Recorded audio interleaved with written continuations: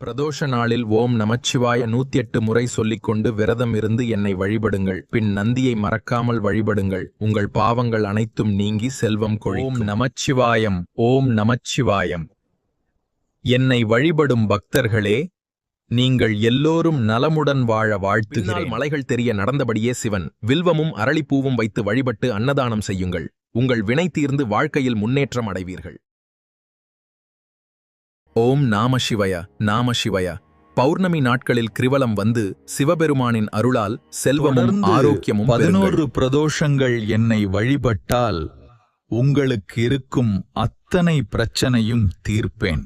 சனி பிரதோஷங்களில் அபிஷேகம் பார்த்து பிரதோஷ வழிபாடு செய்தால் உங்களுக்கு ஆரோக்கியமும் மட்டுமல்ல, வாழ்க்கையில் செல்வமும் கொழிக்கும். பாவங்கள் விலகும். ஒவ்வொரு பிரதோஷங்களிலும் ஒரு புண்ணிய ஸ்தலங்கள் சென்று சிவனை வழிபட்டு வாருங்கள். பாவங்கள் விலகி நீங்கள் கேட்டதெல்லாம் கிடைக்கும்.